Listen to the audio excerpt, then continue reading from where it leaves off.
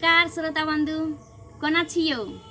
आइ अहाँ सबके बीच हम लाइव एल हन और कहे ई चाहे छी कि सावन के पावन महीना छै और जतेक श्रद्धा से मन में ठान मतलब विश्वास श्रद्धा से प्रेम करबै, जते प्रेम से अहाँ भक्ति करबै भगवान जी के ते तो जरूर या कि आइ नहीं काल जरूर अहाँ के फल मिलत। किया कि जाने छिए भगवाने जी सब कुछ हथिन। दुनिया में अगर कोई भी मुसीबत में फसल रहबै, कोई भी दुख कष्ट में रहबै तो अहाँ के कोई साथ नहीं देत और जे किस्मत में लिखल रहे से होय छै। लेकिन अगर भगवान जी के अहाँ सुमरै छिए, अगर भगवान की भक्ति करे छिए, प्रेम करे छिए भगवान से, तो जरूर भगवान जी अहाँ के सहायता करत और जरूर अहाँ के हेल्प करला जैथिन। तै दुआरे कहै छी कि भगवान के भक्ति करल करू और सावन के सुनहरा मौका नहीं गमाए। किया कि सावन के मौसम ही महीना ही कुछ अलग रहे छै। तो अहाँ सबके एकटा गीत सुनाबे जा रहल छी भोला बाबा के ऊपर। एकिता हम बारी कुमारी, दोसरी में भोला के प्यारी।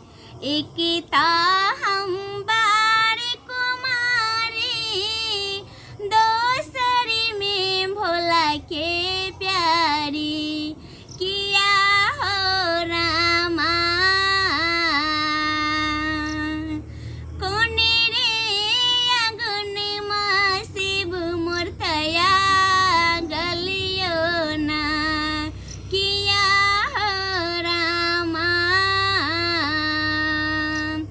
को